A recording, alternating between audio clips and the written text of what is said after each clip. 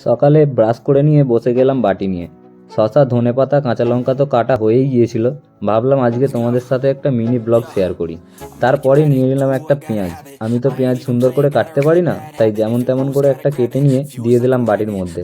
তারপরে নিয়ে নিলাম একখানা অর্ধেক পাতি লেবু। লেবুটার মধ্যে অনেকগুলো দানা ছিল, তাই দানাগুলো ফেলে দিয়ে লেবুটার রস বের করে নিলাম।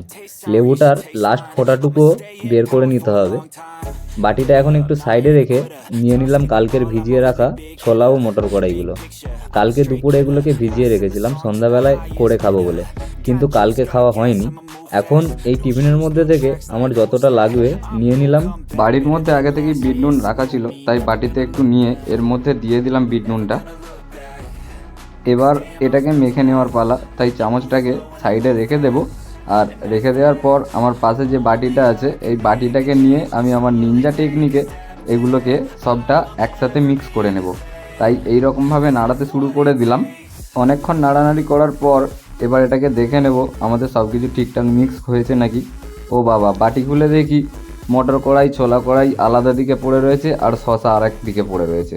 তাই চামচ দিয়ে আর একটু ভালোভাবে নেড়ে নিলাম। আর তারপরেই নিয়ে নিলাম একটুখানি ধনে গুঁড়ো। ধনে গুঁড়োটা এর ওপরে ভালোভাবে ছড়িয়ে দিতে হবে, তাই আমার মতো স্টাইলে একটু সুন্দর করে ছড়িয়ে নিলাম এটার মধ্যে। আর তারপরেই নিয়ে নিলাম একটুখানি জিরে গুঁড়ো। জিরে গুঁড়োটা হাতের মধ্যে নিয়ে নিলাম, হাতের কাছে চামচ ছিল না, তাই হাতের মধ্যে একটু ঢেলে নিয়ে দিয়ে দিলাম ওটার মধ্যে।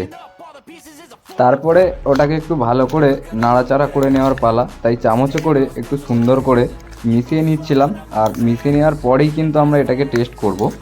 দেখতে তো অনেকটা সুন্দর হয়েছে, কিন্তু জানি না খেতে কতটা সুন্দর হবে, তাই তাড়াতাড়ি নাড়াচাড়া করে নিলাম। আর নাড়াচাড়া করে নেওয়ার পর বসে পড়লাম বাটি সমেত নিয়ে, আর এক চামচ টেস্ট করে দেখলাম। ইয়াম্মি, হেভি সুন্দর টেস্ট হয়েছে। আমি একাই খেতে থাকবো আর তোমরা দেখবে এটা কখনো হয়। তোমরাও খেয়ে দেখো আর বলো কেমন টেস্ট হয়েছে।